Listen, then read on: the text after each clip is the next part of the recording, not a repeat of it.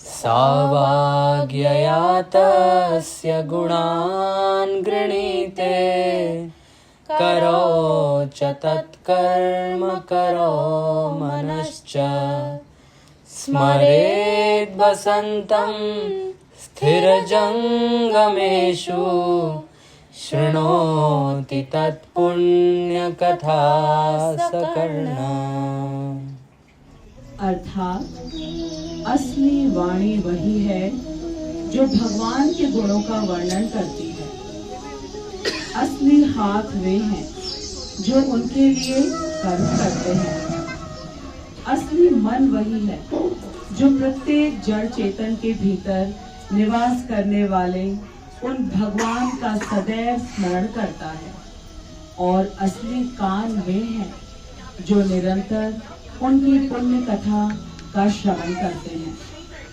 तो आइए अपनी वाणी, अपने कान, अपनी आंखों का अस्तित्व सार्थक करने के लिए भगवान श्री कृष्ण और उनके परम मित्र सुदामा विप्र की पुण्य कथा का दर्शन और श्रवण करें।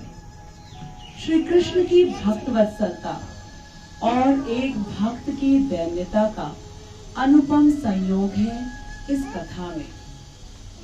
ओम विष्णुपाद परमहंस परिव्राजकाचार्य अष्टोत्तर शत श्रीमद कृष्ण कृपा मूर्ति अभय चरणारविंद स्वामी श्रील प्रभुपाद एवं प्रभुपाद कृपा मूर्ति हरि मोहन प्रभु एवं समस्त रूपानुग वृंद की प्रसन्नता के लिए इस नाटक का मंचन निताई गौर नाट्य मंडली द्वारा दिया जा रहा है।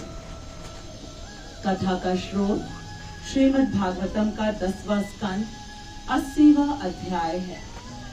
बात उन दिनों की है जब भगवान श्री कृष्ण द्वारिका में अपनी 16,108 रानियों के साथ सुखपूर्वक विलास कर रहे थे। भगवान कृष्ण का एक ब्राह्मण मित्र था, नाम था सुदामा। वह वैदिक ज्ञान में अत्यंत पंडित और समस्त इंद्रिय भोग से उदासीन था। उसका मन शांत था और इंद्रियां संयमित थी।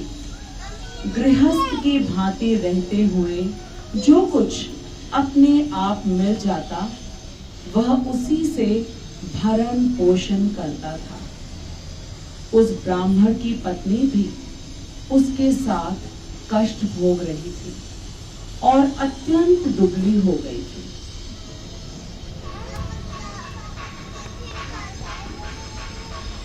स्वामी, थोड़ा और लीजिए ना। बहुत हुआ, फिर तुम्हारे लिए कुछ ना बचेगा। हाँ हाँ पुत्र, अवश्य लो। नहीं नहीं पुत्र, वैसे भी मुझे अधिक भूख नहीं है।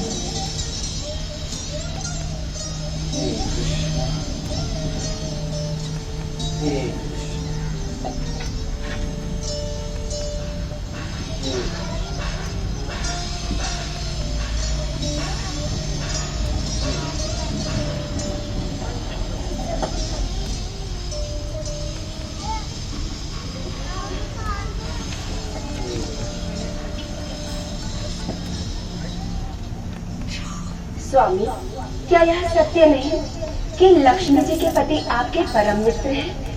हाँ प्रिय, वे अवश्य ही मेरे परम मित्र हैं। और मैंने यह भी सुना है कि श्री कृष्ण ब्राह्मणों के प्रति अत्यंत दयालु हैं। वे उन्हें शरण देने के लिए सदैव तत्पर रहते हैं।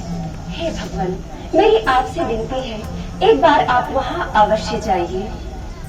श्री कृष्ण के चरण कमलों में जो अपने आप को अर्पित करता है वे उसे अपने आप को दे देते हैं। उनके स्मरण मात्र से ही कल्याण हो जाता है। तो इसमें क्या संशय है कि वो आप जैसे निष्ठावान आराधक को वैभव और भौतिक भोग प्रदान करेंगे। हाँ प्रिय, परंतु एक सदाचारी ब्राह्मण को भौतिक भोग की इच्छा कदापि नहीं करनी चाहिए। नहीं नहीं, अधिक नहीं स्वामी, परंतु अपने परिवार को भरपेट भोजन मिल सके, यह इच्छा अपराध तो नहीं। हे स्वामी, एक बार आप वहाँ अवश्य जाइए। श्री कृष्ण के दर्शन करना वास्तव में जीवन की सबसे बड़ी उपलब्धि है। ठीक है, परंतु क्या घर में कोई ऐसी वस्तु है जिसे मैं भेंट स्वरूप ले जा सकूं? घर में तो कुछ नहीं है, परंतु मैं पड़ोस से 4 मुट्ठी चिवड़ा मांग लाती हूँ। मित्र से मिलने खाली हाथ नहीं जाना चाहिए स्वामी।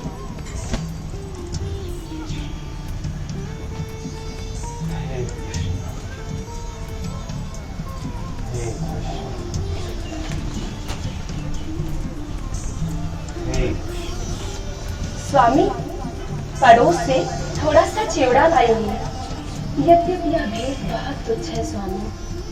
हाँ, सो तो है। ठीक है, जाता हूँ। अपना और बच्चों का ख्याल रखना। ठीक है स्वामी। हरे कृष्ण हरे कृष्ण हरे कृष्ण।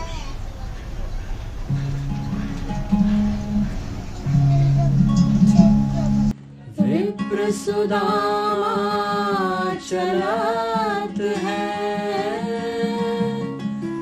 बाल सखा की ओर। मन सुमिरे उन रूप गुण, बहे अश्रु नयन को। देख मुझे प्रभु रीझेंगे, या खींचेंगे कह चोर। याद तो उनको होगी, मैं चना चबे नाचोर। कहाँ दीन चूड़ामणि, कहाँ द्वारका नाथ। योग्य नहीं मैं दरस के, फिर भी न छोड़ूं आस। मोहे अपना जान के, क्या धरेंगे सिर पर हाथ। या बरबस लिपटाएंगे जान मुझे निज दास। या बरबस लिपटाएंगे जान मुझे निज दास।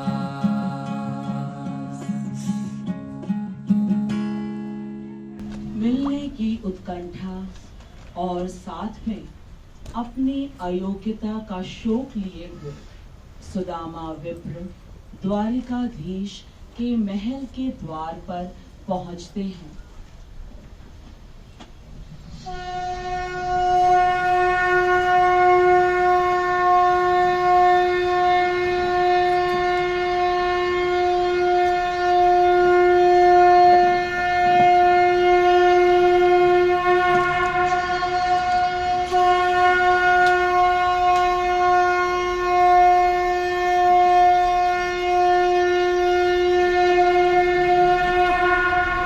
कहाँ जा रहे हो ब्राह्मण देवता? आप है कौन? मैं सुदामा हूँ। मैं श्री कृष्ण का बालवन का मित्र हूँ। उनके दर्शन की इच्छा से आया हूँ। आप महाराज के मित्र हैं? आप यहीं रुकिए, मैं प्रभु से आज्ञा लेकर आता हूँ।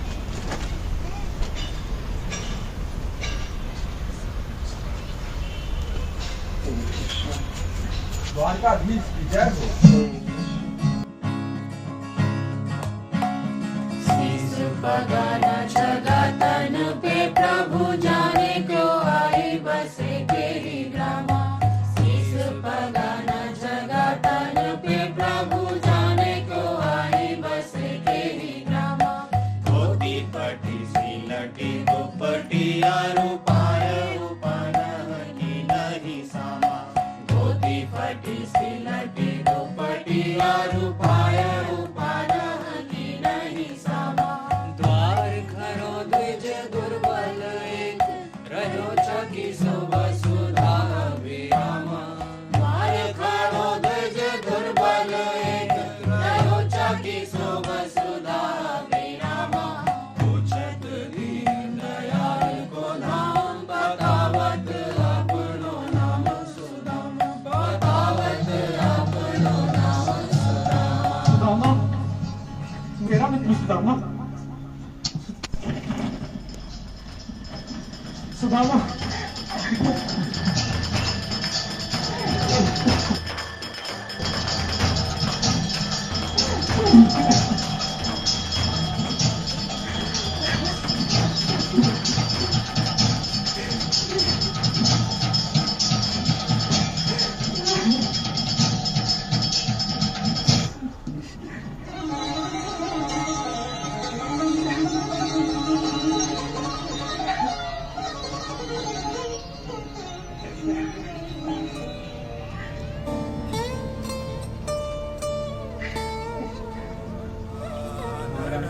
मेरे मित्र के चरण बनाने के लिए जगह की व्यवस्था कीजिए।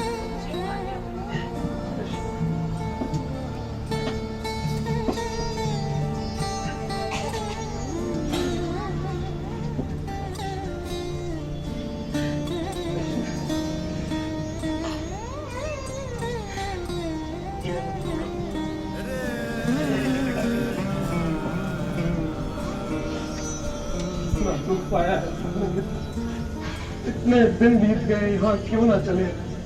तुम्हें अपने सखा की याद ना आई?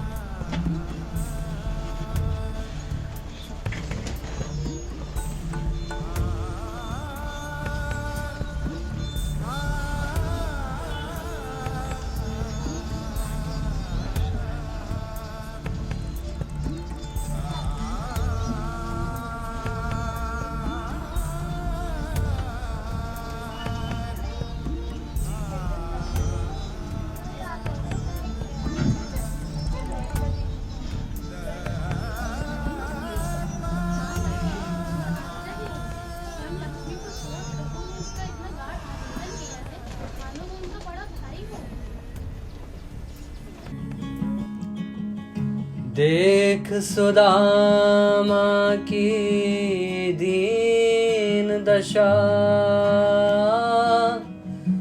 करुणा करके करुणानिधि रोए।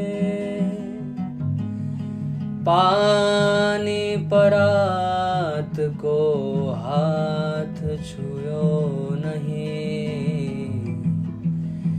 नैनन के जल सो पग धोए। पानी परात को हाथ छुयो नहीं, नैनन के जल सो पग धोए।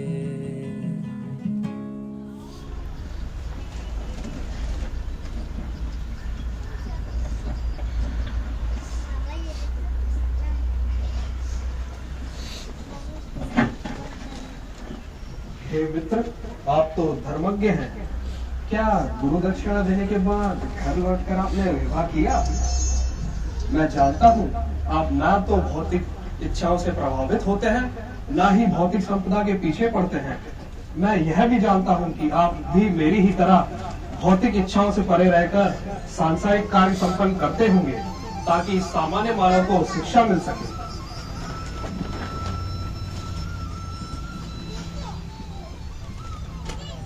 हे ब्राह्मण, क्या आपको स्मरण है किस तरह हम गुरु की पाठशाला में रहकर अध्ययन किया करते थे? याद है किस तरह गुरु माता ने हमें ईंधन लाने भेजा था और वन में पहुंचते ही तेज वर्षा हवा के साथ असामयिक तूफान आ गया। तूफान की चपेट में आकर हम रास्ता भटक गए थे ना मित्र। एक दूसरे का हाथ पकड़कर इधर उधर भटक ही रहे थे तथा सूर्योदय को हमारे प्राण प्रिय गुरु सांदीपनी हमें वन में ढूंढते हुए आ गए थे ना। उन्होंने हमें ढेर सारा आशीर्वाद भी दिया था। हम पर बड़े प्रसन्न हुए कि हमने उनकी आज्ञा पालन के लिए अपनी सुविधा की तनिक भी चिंता नहीं की। ऐसे न जाने कितने सुंदर सुंदर अनुभव हमें गुरुकुल में हुए हैं ना मित्र। हाँ सखा, हे ब्रह्मण्य देव, हे देवों के देव, मैं अपने गुरु गृह में आपके साथ रह सका। अब मुझे इस जीवन में प्राप्त करने को शेष है ही क्या? आपने जो गुरुकुल में रह करके गुरु से शिक्षा प्राप्त करने की लीला की, वह तो केवल सामान्य जन को शिक्षा देने के लिए, कि प्रामाणिक ज्ञान की प्राप्ति के लिए प्रामाणिक गुरु की शरणागति अति आवश्यक है।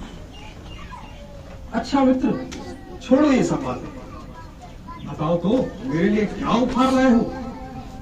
तुम तो जानते ही हो ना, शुद्ध प्रेमवश दी गई छोटी सी छोटी वस्तु को मैं बहुत बड़ा करके मानता हूँ, परंतु अभक्तों द्वारा दी गई बड़ी सी बड़ी वस्तु मुझे प्रसन्न नहीं कर पाती। पत्रं पुष्पं फलं तोयं यो मे भक्त्या प्रयच्छति तदहं भक्ति उपहृतम् अश्नामि प्रयतात्मनः। यह क्या है मित्र? क्या ये मेरे लिए लाए हैं?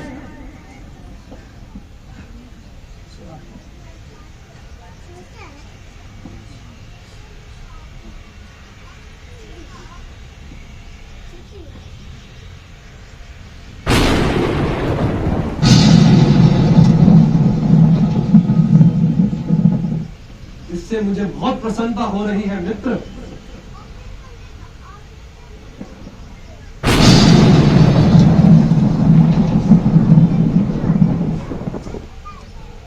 निस्संदेह ये तंदूर के दाने न केवल मुझे अपितु संपूर्ण ब्रह्मांड को तुष्ट कर देंगे।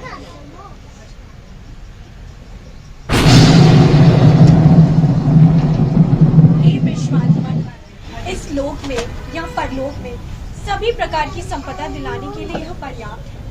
आखिर किसी की भी समृद्धि आपकी तुष्टि पर ही तो निर्भर करती है।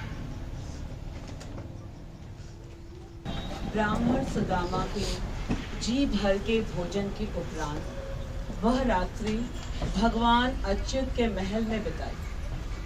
उसे ऐसा अनुभव हुआ मानो वह वैकुंठ में हो। अगले दिन ब्रह्मांड के पालन करता आत्मा राम भगवान कृष्ण द्वारा सम्मानित होकर सुदामा घर के लिए निकल पड़ा। वह मार्ग पर चलते हुए अत्यंत हर्षित था। उसे जरा सा भी दुख नहीं था कि कृष्ण ने उसे कोई भेंट नहीं दी। उसका मन भगवत दर्शन के आनंद से इतना आनंदित था कि कोई अभिलाषा शेष नहीं थी। श्री कृष्ण ब्रह्मण्य देव हैं। आज मैंने उनकी इस ब्राह्मण भक्ति का स्वयं अनुभव किया। उन्होंने मेरे साथ भाई का सा व्यवहार किया, मेरे चरण झुलाए, अपनी रानी के पलंग पर बिठाया, मानो मैं जैसे कोई देवता हूँ। श्री कृष्ण ने मुझे तनिक भी धन नहीं दिया, यह सोचकर कि कहीं यह ब्राह्मण अधिक धन पा गया और मत होकर मुझे भूल गया तो क्या होगा। श्री कृष्ण ब्रह्मण्य देव हैं। जय द्वारिकाधीश, जय द्वारिकाधीश, जय द्वारिकाधीश।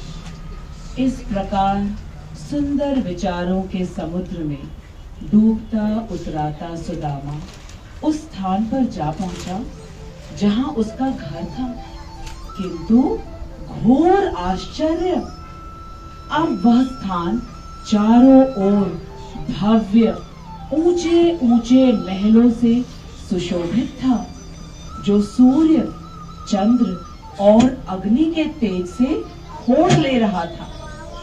वहां आलीशान आंगन, बगीचे, गुंजन करते हुए सुंदर पक्षी, सुंदर कमल खिले हुए थे।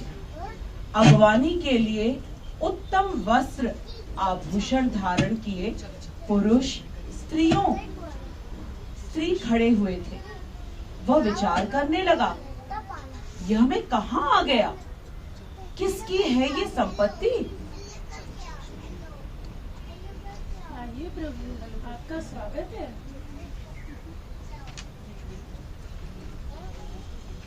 यह देव पत्नी कौन है?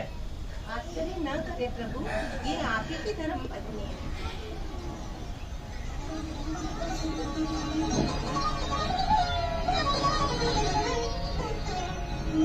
सुदामा ने स्वामी, आइए भीतर प्रवेश कीजिए।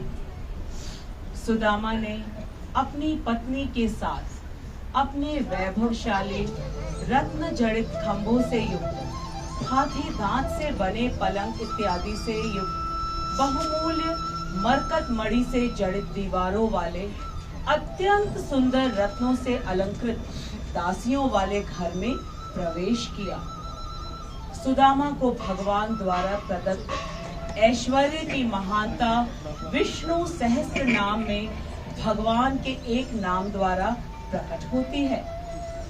वह नाम है श्रीदामा रंग भक्तार्थ भूम्या नितेंद्र वैभवः, अर्थात अपने रंग भक्त श्रीदामा अर्थात सुदामा के लाभार्थ इस धरा पर इंद्र के तेज को लाने वाला। इस वैभव को देखते ही सुदामा ने विचार किया कि निश्चय ही मुझ जैसे अभागे व्यक्ति के एकाएक धनी हो जाने का एकमात्र कारण यही है कि परम ऐश्वर्यशाली भगवान कृष्ण ने मुझ पर अपनी कृपा दृष्टि की है। जिस भक्त में आध्यात्मिक समझ नहीं होती, उसे आप जगत का विचित्र ऐश्वर्य नहीं सौंपते। आपने मुझे सौंपा है तो अत्यंत संकल्प पूर्वक इसे मैं आपकी सेवा में सपरिवार लगाऊंगा। इस संकल्प के अनुरूप ही सुदामा ने लोभ और आसक्ति रहित भगवत कृपा का भोग किया और सद्गति प्राप्त की। सुदामा और कृष्ण की इस सुंदर कथा में एक रहस्य सा लगता है। ऐसा लगता है आखिर कृष्ण ने सुदामा को यह इंद्र जैसा ऐश्वर्य इस प्रकार छुपा के क्यों दिया? वे उन्हें स्वयं देते तो सुदामा कितने प्रसन्न होते, परंतु उन्होंने ऐसा नहीं किया।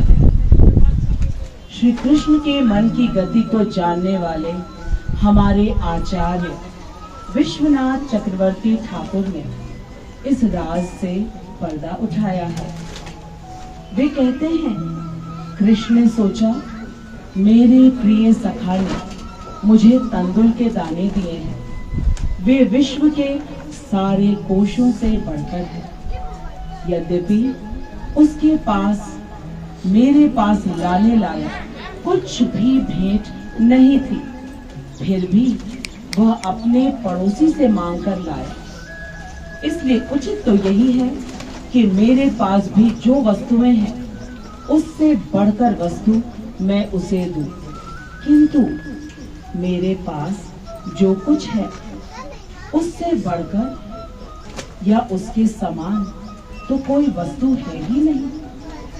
अतः मैं इतना ही कर सकता हूँ कि इंद्र ब्रह्मा के कोष जैसी तुच्छ वस्तुएं दे दूं। इस प्रकार अपने भक्त को भेंट किया समुचित प्रतिकार न कर पाने से उद्विग्न भगवान कृष्ण ने उस ब्राह्मण को चुपके से अपनी कृपा प्रदान की। अपने भक्त को तुच्छ भेंट विशाल मानकर, अपने आप को प्रतिदान में सक्षम न मानकर, परेशान होकर योजनाएं बनाने वाले सच्चे सुहृद भक्त वत्सल हम सबके कुंज बिहारी लाल की जय। अपनी भक्ति से भगवान को जीत लेने वाले महान भक्त सुदामा की जय। इस कथा को तत्व से समझाने में सक्षम बनाने वाले हमारे प्यारे गुरुदेव श्रील प्रभुपाद की जय। अपनी कथाओं द्वारा हमारी कॉन्शियसनेस को ऊपर उठाने के प्रयास में सदा रत रहने वाले हरि मोहन प्रभु जी की जय। अनंत कोटि वैष्णव वृंद की जय। निताई गौर प्रेमानंदे हरि हरि बोल।